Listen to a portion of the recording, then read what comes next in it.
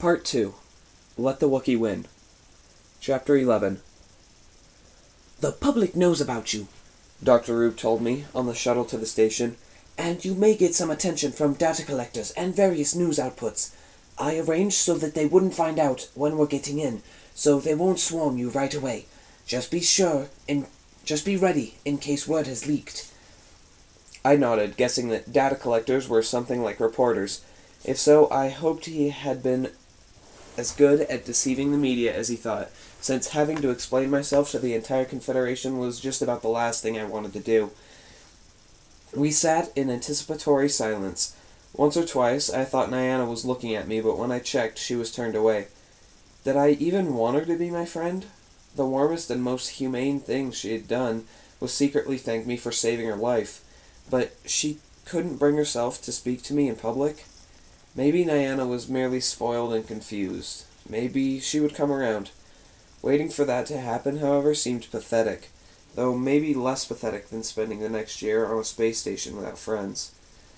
The shuttle had landed in something like an airport, and we took a sleek, eel-shaped commuter train to reach some kind of hub, and then another train to another hub, and then one last train. I braced myself for reporters with intergalactic notepads to come running up to us, shouting out questions, but whatever it was that Dr. Roop had done to fool the media, it had worked. No one paid us any attention. We must have looked strange to the locals, but I soon realized that unusual appearances were the norm on Confederation Central. The station was full of a huge variety of beings, some species that I had already seen, but many more that were entirely new, and many unlike anything I'd ever imagined. Quadrupeds and hexapeds and octopeds. There were beings 10 feet tall and some that only came up to my knees. There were beings that looked like gas clouds or huddled blobs of flowing water. Yet for all the variety, the majority were bipeds, about human height, who looked like animals or combinations of animals I knew. We made our way through all of this, receiving hardly a second glance from most of the beings we saw. The space station was nothing like what I'd expected. It was like another planet. The air smelled of food and strange spices. The noises were of crowds and vehicles, not the humming and echo of metal in vacuum. I looked up, and beyond the clouds I saw the system's sun, pale and glistening, and past that, bleached by daylight, the ringed gas giant looming near the horizon. Even with all I'd seen over the past few days, I still marveled at the station. There were huge buildings, taller than any skyscraper I had ever seen, spiraling up towards the clear dome. Some of them were cylinders, some arches, or shaped like lightning bolts, or branching out like trees. Aircraft and shuttles of all shapes and sizes zipped between them, and trains wound through the skies like serpents. There were plants and fountains and waterfalls. A circulation system kept the air breezy and fresh, and the light felt bright and natural. Dr. Roop had arranged for private transportation, a rectangular box that seemed to have no driver and resembled a smaller version of the shuttle, but with windows. We rode above the city, cruising over a massive park full of alien vegetation. We then touched down just outside some sort of government compound, gated and set off from the other buildings. A bull-headed, literally, peace officer in a black uniform checked Dr. Roop's credentials, and we were admitted onto the property, which looked to me like a college campus. The buildings were smaller than most we'd seen in the city, the majority of them constructed from pale blue sports drink-colored bricks. It was pleasant and strangely comfortable with its wide, open lawns and statues. "This area, within the gates, is the council center," Dr. Roop explained as we walked up to the building made of pale green stone. It appeared to be about 20 feet high. "This is the seat of government for the station and the entire Confederation. Tens of thousands of government workers pass through here every day. It can be quite hectic, but you'll figure your way around. This building," he said, gesturing to a squat 5-story structure, "is where you will spend most of your time. It contains your quarters, most of your training facilities, my administrative offices, and your classrooms." "Then we are to keep up with our studies?" Charles asked. "Not the studies you pursued on your homeworld," Dr. Roop said.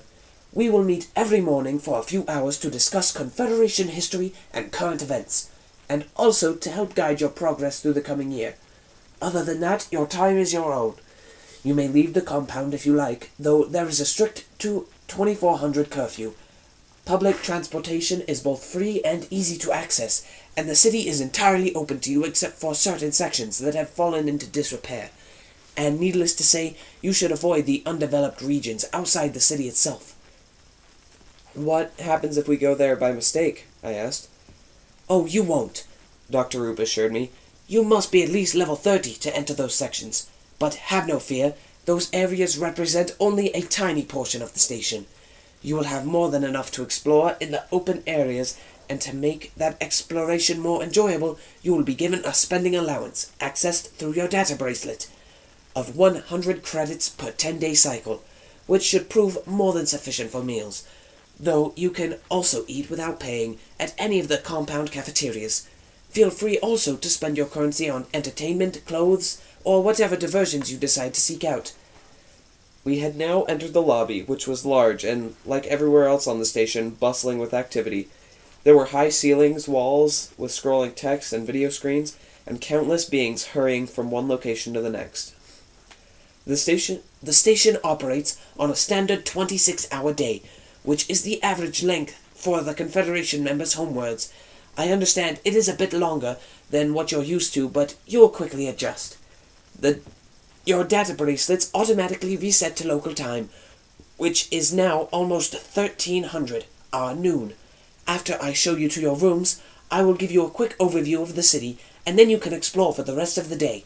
We begin class at 0800 tomorrow morning. Dr. Roop led us to a series of elevators, which we shared with a pair of slime creatures and their ill-behaved slime children, who fixed their eyes, I think, on us during the length of the ride. We came out on a corridor that felt curiously like a hallway of a hotel. There are no keys, Dr. Roop said. Like on the ship, each room has been biometrically adjusted to you. Only the residents can gain access. He gestured towards one room, which was for Mrs. Price. Next to that was the room to be shared by Niana and me son. Then we came to the room Charles and I were to share. We were roomies.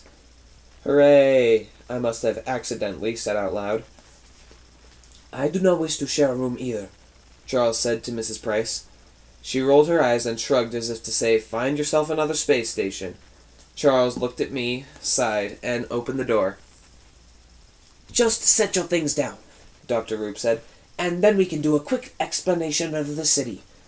I walked into the room, which had 2 beds, a dresser, a bathroom designed pretty well for beings of our general shape and bathroom needs, and not a whole lot else. When I went back to the main room, Charles had taken the bed closest to the door.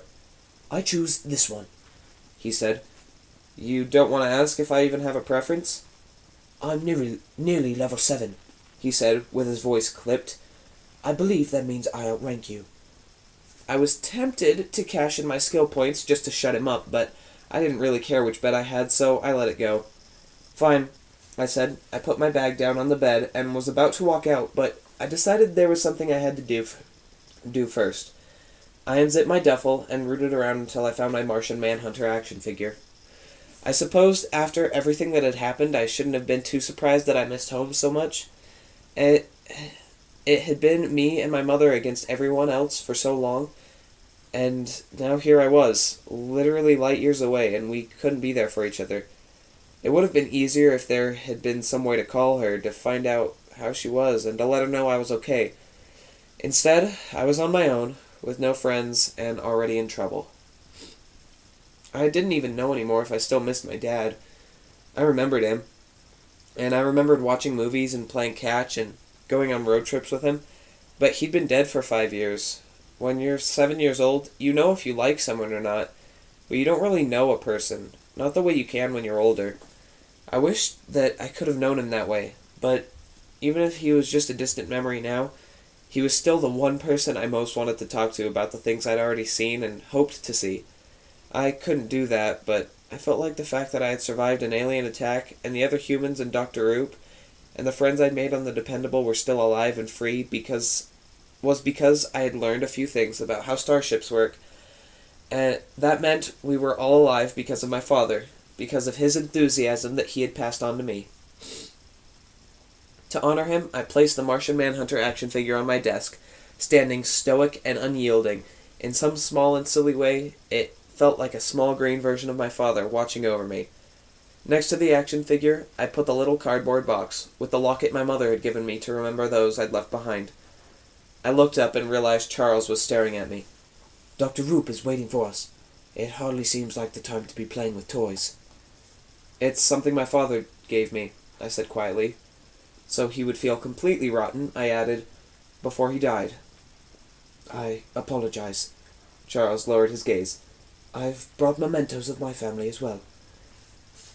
Charles was an orphan, and I knew people who had lived hard lives sometimes acted out. Maybe it was time for us to put our past problems behind us. I closed the distance between us and held out my hand. Look, Charles, I get that you want us all to do well, but given everything that's happened, maybe it's time to start over. He shook his head and put his own hands in his pockets. I have no wishes to hurt your feelings, he said.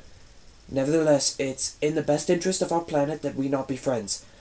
The others and I discussed this after the incident at Ganar, and this was our conclusion. I was still standing there, hand out like an idiot, when Charles walked out of the room. Dr. Roop's overview of Confederation Central, it became clear, was only going to give us the most basic sense of the station. I had the feeling it would take months, maybe years, to really get to know a place this enormous and varied. Dr. Roop focused instead on teaching us how to find our way around and what to do if we got lost. He let us know where the major shopping and eating districts were, where we could find parks and exercise facilities, what sections were closed off because of disrepair. Finally, he showed us the room where we would meet the next day for our first class. Enjoy your explorations, he said. Discovery is part of the process, and I shall see you at 0800 hours. Nyana wrapped one arm around Charles' shoulders and one around Mi-sun's. I heard her whisper about something to the others, and then she looked back at me, but I distinctly heard Mi-sun say no, and then the three of them headed towards the main entrance of the compound. Dr. Roop turned to me. I need to meet with a few representatives of several government committees. They may want to talk to you, so don't go too far. Where would I go? I asked. I supposed I shouldn't have felt sorry for myself, but everyone I liked was back on the Dependable, and now I was alone on the space station with no friends. I should probably have taken the time to get to know the city, maybe grab something to eat, but I was feeling intimidated, and the idea of venturing alone into the vastness of Confederation Central with its aliens and unfamiliar customs really intimidated me. In the end, I went back to my room, figuring I should enjoy a little time without Charles around. I told myself I'd use the data bracelet to figure out a place to go get something to eat, but I knew I was kidding myself. I was probably going to lie down on the bed, like I'd done my first night at the Dependable, maybe try to play some approximate results from endeavors online, and likely go to sleep hungry. When I walked through the door to the room, I immediately sensed that something was wrong. It was that inexplicable tingle you get when you're being watched. I told myself I should run, but I didn't want to feel like an idiot. The room was dark, but not completely so, and I felt certain there was someone in there waiting for me. And then I saw it. Coming out of the shadows, tall and muscular and reptilian, with 2 yellow eyes, featureless and without mercy, trained on me. This creature, I knew without a hint of a doubt, had come to kill me.